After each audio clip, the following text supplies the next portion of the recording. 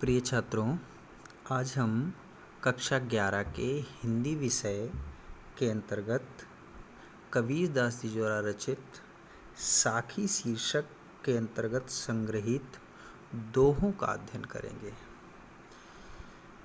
इसमें जो प्रश्न आता है वह प्रश्न कुछ इस प्रकार आता है। आपको दोहा दिया होगा और उसमें कहा गया होगा कि दिए गए दोहे में निम्नांकित प्रश्नों का उत्तर दीजिए, और उसमें एक प्रश्न संदर्भ से संबंधित होगा, एक प्रश्न रेखांकित अंश की व्याख्या से संदर्भित होगा और एक प्रश्न जो होगा वो उस दोहे से ही किसी शब्द विशेष से या उसके अर्थभाव विशेष से संबंधित होगा।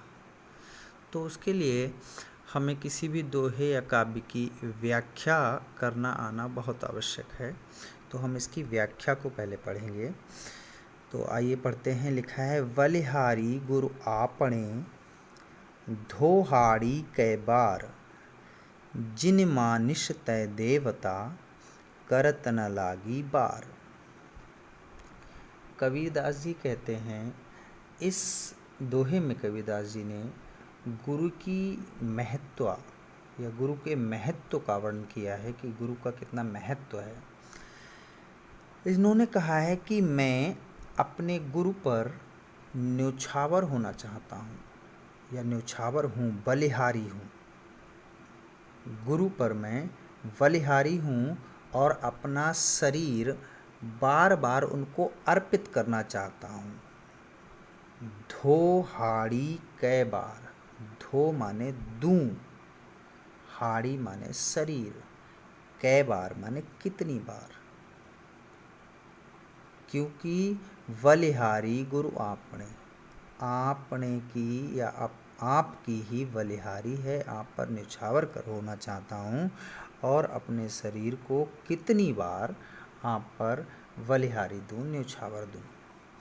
क्योंकि जिन मानिस तय देवता करत न लागी बार, क्योंकि जिन्होंने मुझे मनुष्य से देवता बना दिया, जिन मानस तय देवता, जिन्होंने मुझे मनुष्य से देवता बना दिया, अर्थात अपने ज्ञान द्वारा मुझको मनुष्य से देवता बनाने में करत न लागी बार, कुछ भी देर नहीं लगाई। करत माने करते या बनाने में, न लागी बार, बार का मतलब देर से है। ऊपर लिखे बार का मतलब है कितनी बार, नीचे लिखे बार का मतलब है देर या समय। तो यहाँ पर बार शब्द 2 बार आया है, इसलिए इस दोहे में यमक अलंकार भी है। आइए अगला दोहा देखते हैं। लिखा है, सतगुरु की महिमा अनंत, अनंत किया उपकार, लोचन अनंत उघाड़िया, अनंत दिखावण हार। इस दोहा में भी कबीर ने गुरु की महिमा का ही वर्णन किया है। कबीरदास जी कहते हैं सतगुरु की महिमा का वर्णन करते हुए कि सतगुरु की महिमा अपार है, सतगुरु की महिमा अनंत, सतगुरु की महिमा अपार है।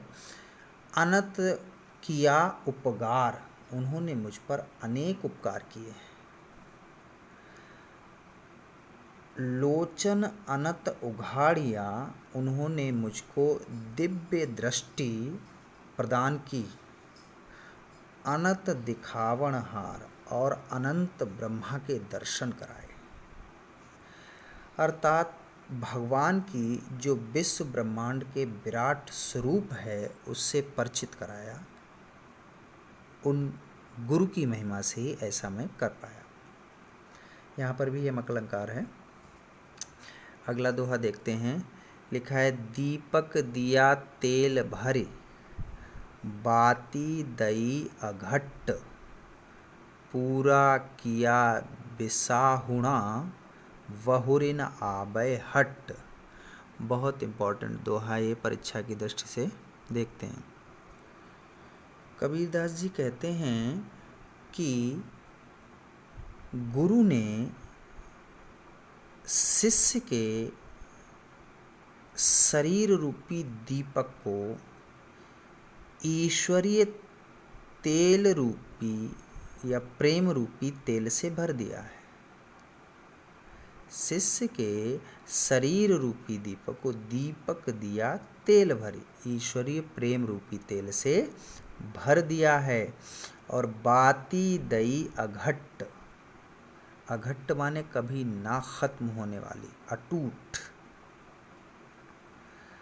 बाती दई अघट्ट, और उसमें ज्ञान रूपी कभी ना खत्म होने वाली बाती डाल दी है, या बत्ती डाल दी है।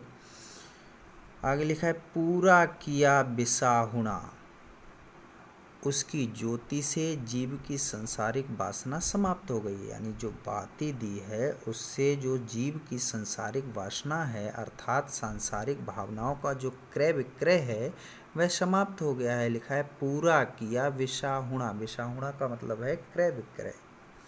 यानी संसार में जो जीव आता है वो भावनाओं का क्रय विक्रय करता है, वो भावनाओं का क्रय विक्रय समाप्त हो गया है।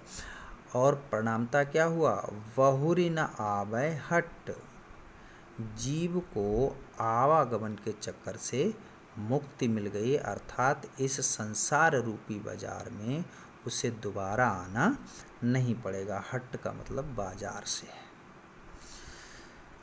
आइए अगला दोहा देखते हैं। लिखा है बूढ़े थे पर ऊबरे, गुरु की लहर चमंके, भेरा देखा जर जरा, उतर पड़े फरंके। कबीरदास जी कहते हैं कि हम तो भवसागर में डूब ही गए थे, बूढ़े थे, बूढ़ ही गए थे, पर उबरे लेकिन बच गए। क्यों? क्योंकि गुरु की लहर चमक, इतने में ही मुझे गुरु की ज्ञान की लहर चमक गई। भेरा देखा जर जरा, गुरु की कृपा से हमने देख लिया कि हमारा भेरा अर्थात बेड़ा जो है वो जर्जर है, अत्यंत जर्जर है। उतर पड़े फरंके, अतः हम उसमें से उछल कर कूद पड़े। फरंकी माने फड़फड़ा कर, उछल कर, कूद कर अलग हो गए। इस प्रकार गुरु की द्वारा प्रदान किए गए ज्ञान के कारण हमारा सांसारिक मोह समाप्त हो गया और हम सब भव सागर से पार हो गए। ये भाव है इस दोहे में। आइए अगला देखते हैं। चिंता तो हरि नाव की और न चिंता दास, जे कुछ चितवैं राम बिन सोई काल की पास। देखिए इस दोहे में कबीरदास जी ने सच्चे सेवक या सच्चे साधक के गुणों का वर्णन किया है। कबीरदास जी कहते हैं कि हरि के सच्चे सेवक जो होते हैं, चिंता तो हरि नाम की, उनको ईश्वर का ही चिंतन करते रहते हैं, केवल ईश्वर के नाम की ही चिंता करते हैं, वह उसी का चिंतन करते हैं। और न चिंता दास, वे अन्य किसी वस्तु की चिंता नहीं करते। जे कुछ चितवैं राम बिन, वे इस बात को भली प्रकार जानते हैं कि ईश्वर के स्मरण करने के अतिरिक्त, यानी राम ईश्वर के बिना जो भी स्मरण वे करते हैं सोई काल की पास, इसके अतिरिक्त जो भी वो स्मरण करते हैं सभी चिंतन मृत्यु के समान बंधनकारी है या काल के समान बंधनकारी है। आइए अगला दोहा देखते हैं। लिखा है तू करता तू भया, मुझ में रही न हूँ, बारी फेरी बल गई, जित देखों तित तू। इस दोहे में कबीरदास जी ने परमात्मा में लीन होने का परिणाम बताते हुए कहा कि परमात्मा में लीन व्यक्ति परमात्मा के ही रूप को प्राप्त कर लेता है। आइए देखते हैं। लिखा है तू करता तू भया, हे परमात्मा, हे प्रभु, तू करते करते मैं तेरे रूप वाला हो गया हूँ।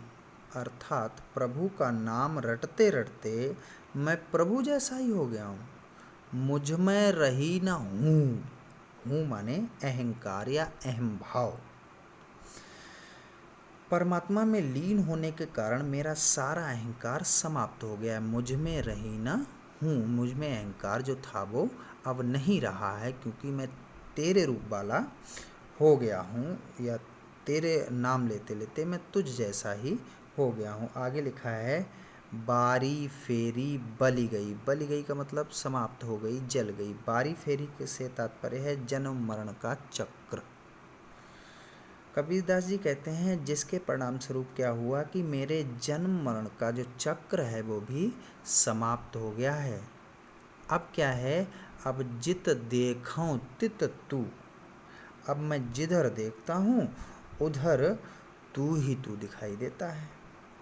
अभिप्राय ये है कि प्रभु का स्मरण करते करते भक्त ने परमात्मा का रूप ही प्राप्त कर लिया है। अब उसे संसार में चारों ओर परमात्मा के ही दर्शन होते हैं। आइए अगला दोहा देखते हैं। कबीर सूता क्या करे, काहे न देखे जागे, जाके संग तय बिछुड़िया, ताही के संग लागे। कबीरदास जी ने इस दोहे में भक्त को या जीव को सांसारिक मोह त्यागने की चेतावनी दी है। सांसारिक मोह को त्यागने की, छोड़ने की चेतावनी दी है। कबीरदास जी कहते हैं कि हे जीव, तू मोह निद्रा में पड़ा हुआ क्या कर रहा है। कबीर सूता, सूता का मतलब सोया हुआ। कबीर सूता क्या करे, तू सोया हुआ क्या कर रहा है, अर्थात तू मोह निद्रा में क्यों पड़ा हुआ है। काहे न देखे जाग, तू जाग कर वास्तविक तथ्य को क्यों नहीं देखता, अर्थात तू ज्ञान का प्रकाश प्राप्त करके अपने दुखों को भगवान से निवेदन क्यों नहीं करता। जाके संगतय बिछड़िया, हे जीवात्मा, हे जीव, तू अज्ञान के कारण जिस ब्रह्मा से बिछड़ गया है, अलग हो गया है, ताही के संग लाग, अब उसी को प्राप्त कर ले, अर्थात जीवात्मा का परमात्मा से संयोग करा दे। तो आज हम इसके 7 दोहे को पढ़े। इसके बचे हुए शेष दोहे को अगले वीडियो में पढ़ते हैं, क्योंकि वीडियो बहुत लंबी हो गई है। ठीक है।